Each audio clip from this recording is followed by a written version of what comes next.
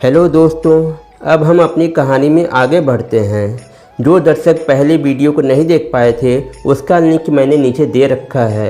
उस लिंक पे आप क्लिक करके आप पहले की कहानी को जान सकते हैं। इसके आगे की कहानी इस प्रकार है कि जब चंद्रा हार गया और वह अपनी हार को नहीं देख पाया, न सह पाया, वह गुस्से के मारे आग बबूला हो गया। उसे कुछ नहीं समझ में आ रहा था और बार बार अपने गुरु की तरफ में देख के कह रहा था, गुरु आप कब आओगे, जल्दी आओ, नहीं तो ये दुर्गा हम लोग को चैन से जीने नहीं देगी। और वैसे ही जो है अंतरिक्ष में उस प्रकाश पुंज की गति और तेज हो जाती है। यह देख के माँ दुर्गा कहती है अपने गढ़ से, यह देखो यह कितना व्याकुल हो गया है अपनी मौत के लिए कि कह रहा है जल्दी आओ जल्दी आओ। अरे मौत तो अटल सच है, आज नहीं तो कल सबके पास आनी है। उसके बाद गण पूछता है, माँ ये बताइए आखिर में ऐसा क्या है विषमधर और चंद्रा के पास जिसकी वजह से आप उन्हें मार नहीं पा रही हैं और आप उनके सामने आने से भी डर रही हैं।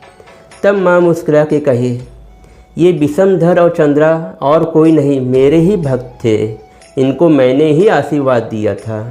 ये दोनों बहुत ही अच्छे साधु थे, अच्छे से पूजा पाठ करते थे, मेरी हमेशा तपस्या किया करते थे।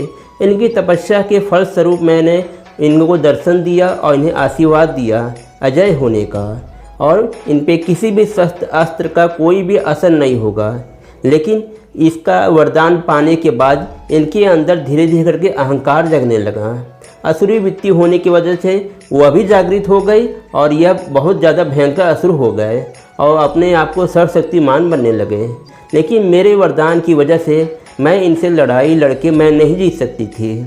इसलिए जो है मैंने अंशिका के बारे में मैंने विचार किया और मैंने उस समय जो है इनको साथ में लड़ाई में जब मैं नहीं हरा पाई तो इन दोनों को मैंने प्रकाश पुंज बना के मैंने अंतरिक्ष के अनंत कोण में मैंने फेंक दिया था, जिससे कि ये लोग जो है पृथ्वीवासियों को परेशान न करें। लेकिन ये चंद्रा जो है अपनी मायावी विद्या से इस पृथ्वी के पास आने का दोबारा रास्ता जान गया और रास्ता जान के वह पहले वो आया है और उसके बाद वो विषमधर असुर को भी बुला लेगा। विषमधर जैसे ही आएगा वह पूरे पृथ्वी के 100 टुकड़े कर देगा। मैं चाह के भी कुछ नहीं कर सकती क्योंकि चंद्रा से ज़्यादा ताकतवर विषमधर है। विषमधर उसका गुरु है और चंद्रा उसका शिष्य था। इन दोनों को जब मैंने अंतरिक्ष में फेंका तो मैंने इस चीज़ का पूर्वानुमान लगवा लिया था कि यह कभी न कभी तो चंद्रा किसी तरीके से पृथ्वी पर जरूर आएगा और अपने प्रतिशोध को पूरा करने के लिए किसी भी हद तक जा सकता है। इसलिए मैंने जो है अंशिका का निर्माण किया। मेरे ही अंश से अंशिका उत्पन्न हुई है। वह एक आम महिला है लेकिन उसकी जो शक्ति है वो अपार है, जो न विषमधर को पता है न चंद्रा को पता है। सिर्फ चंद्रा एक चीज़ जानता है जिससे वो अंशिका को मार सकता है और इसी के लिए वो बार बार अंशिका को मारने का प्रयत्न कर रहा है। मुझे सिर्फ अंशिका को बचाना है, बाकी सारा काम तो अंशिका आगे का खुद ही कर लेगी। उसके बाद गण कहते हैं, ठीक है माँ, देखते हैं आपकी आगे की लीला। और उसके बाद जो है अंशिका एक दिन जो है माँ दुर्गा की मूर्ति के पास में बैठ के ढेरों बात कर रही थी। उन्हें सब कुछ समझाना चाह रही थी कि मेरे साथ में दिन भर में आज क्या क्या हुआ, मुझे कैसे विचार आ रहे हैं।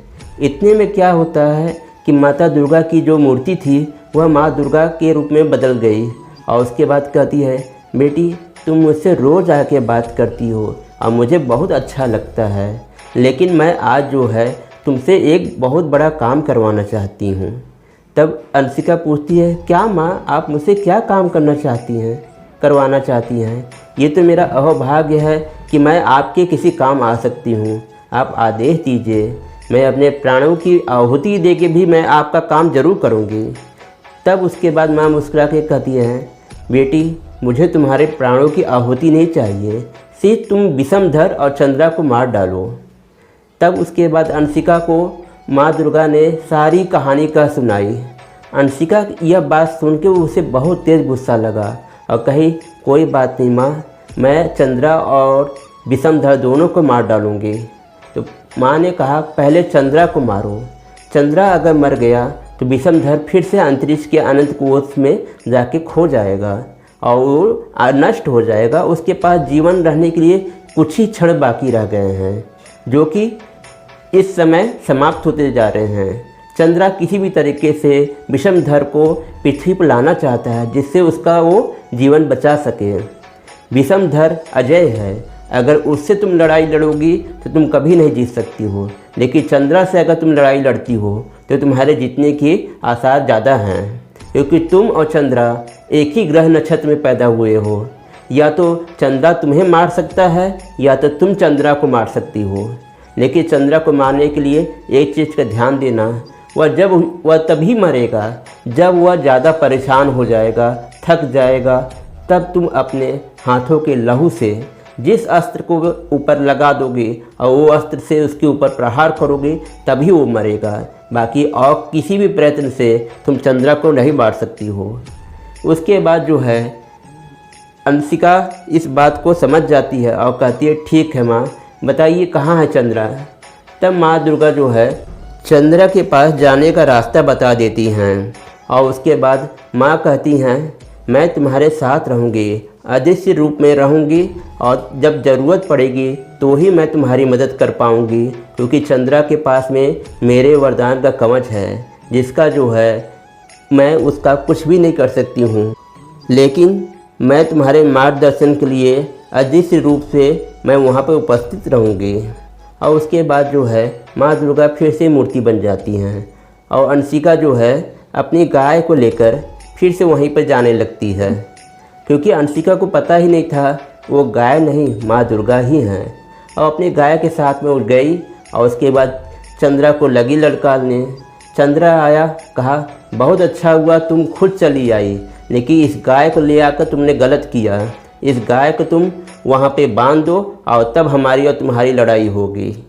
लेकिन चंद्रा की बात गाय नहीं मानी और गाय ना वहाँ जाने के लिए तैयार हुई। उसके बाद चंद्रा को बहुत तेज़ गुस्सा लगा और उसके बाद उसने बार बार अंशिका के ऊपर एक भयंकर अस्त्र छोड़ना शुरू कर दिया। लेकिन जैसे ही अस्त्र छोड़ता वैसे ही गाय सामने आ जाती है और वो अस्त्र जो है विफल हो जाता।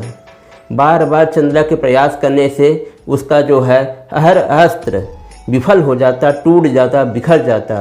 और यह सब कुछ देख के चंद्रा जो है एकदम गुस्से से आग बबूला हो गया और कहा, मैं आज इस अंशिका को मैं मार के रहूँगा, कोई भी अंशिका को नहीं बचा सकता है। और उसके बाद उसने अपनी दिव्य शक्ति चंद्रा ने अंशिका के ऊपर छोड़ दी।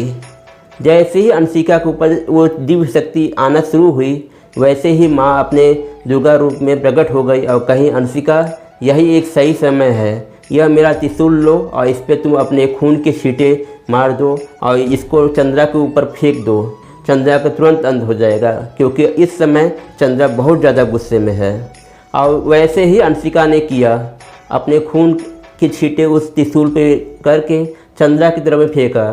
जैसे ही त्रिशूल आगे बढ़ा, उसने चंद्रा के शस्त्र के 2 टुकड़े कर डाले और चंद्रा के शरीर के आर पार कर दिया।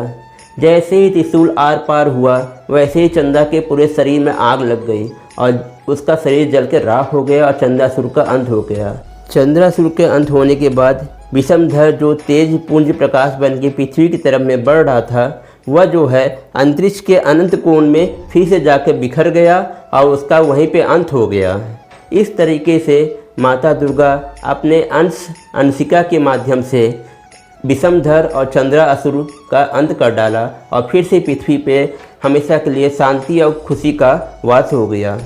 इस तरीके से माँ दुर्गा ने जब चंद्रासुर और अंशिका का अंत कर लिया, तो इसके लिए अंशिका का धन्यवाद किया और उसे आशीर्वाद देके वहीं से अंतर्ध्यान हो गई और अंशिका जो है अपने दैनिक दिनचर्या में लग गई। इस तरीके से तो मेरी यह कहानी यहीं पे समाप्त हो जाती है। दोस्तों, जो भी माँ दुर्गा की पूजा अर्चना करता है, उसके अंदर में देवी शक्ति का वास रहता है। जो काम माँ नहीं कर सके वह उनके भक्त कर जाते हैं। माँ कब किस रूप में आके अपने भक्तों का कष्ट हर लेती हैं, यह किसी को नहीं पता चलता है। मनुष्य को हमेशा माता दुर्गा की शक्तियों के ऊपर, उनके आस्था के ऊपर अपना दृढ़ विश्वास हमेशा बनाए रखना चाहिए कि माँ हमारी मदद ज़रूर करेंगी, हमारा मार्गदर्शन ज़रूर करेंगी। लेकिन माँ भी उन्हीं की मदद करती हैं जो अपनी मदद खुद करता है। माँ हमेशा अपने बच्चों के साथ में अपना साथ बनाए रखती हैं। दोस्तों, इस तरीके से मेरी बात भी यहीं पे समाप्त हो जाती है। उम्मीद है आपको मेरी यह कहानी और मेरी बात पसंद आई होंगी। दोस्तों, अगर आपको पसंद आई हो मेरे इस वीडियो को ज़्यादा से ज़्यादा लाइक करें, शेयर करें और मेरे चैनल को सब्सक्राइब करें। बिल्कुल कोई कंजूसी मत करिए। अगर आप मेरे चैनल का सब्सक्राइब करेंगे तो मेरा उत्साह बढ़ेगा और मैं आपके लिए एक नई कहानी, नई जानकारियाँ लेके हमेशा आपके सामने उपस्थित रहूँगा। दोस्तों, अब आप मुझे इजाज़त दीजिए। मैं फिर एक नई कहानी, एक नई जानकारी के साथ में मिलूँगा। तब तक के लिए नमस्कार।